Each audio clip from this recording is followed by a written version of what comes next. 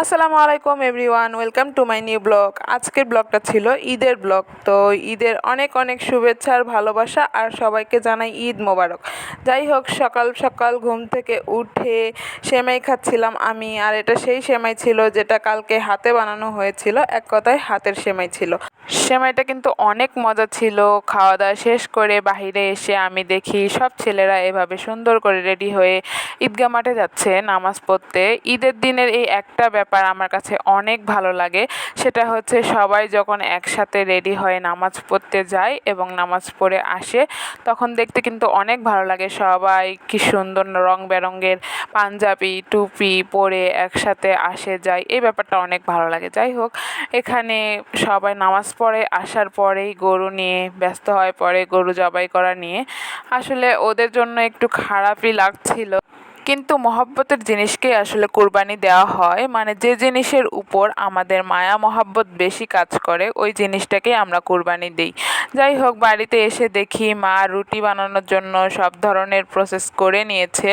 তো এখানে আমি আমার মাকে হেল্প করছিলাম, মাও করছিল, আমিও করছিলাম।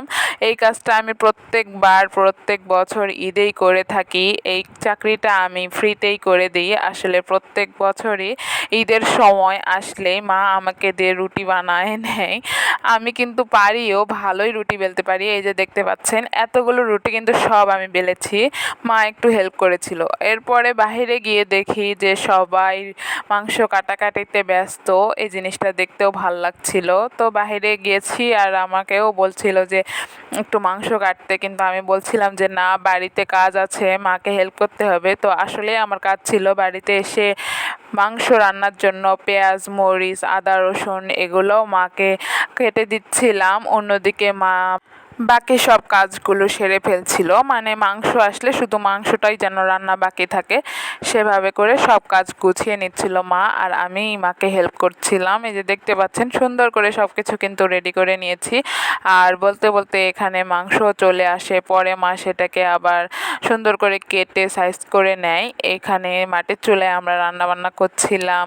তো মাংস কাটা হয়ে গেলে মা আবার সব কিছু ধুয়ে টুয়ে একদম রান্না বসিয়ে দেয়, যাতে আমরা তাড়াতাড়ি খেতে পারি। তো যাই হোক গাইস, এখানে রেডি হয়ে আমি পাশের বাসায় গিয়েছিলাম একটু সবার সাথে দেখা করতে। আর বিকেলে আমরা সবাই ঘুরতে বেরিয়েছিলাম একটা জায়গায়। ছোটোখাটো একটা মেলা বসেছিল, তো মেলায় গিয়েই মনটা ভালো হয়ে গেল এই নাগরদোলাটা দেখে। ছোট্ট হলেও নাগরদোলা কিন্তু আমাদের সবারই পছন্দ।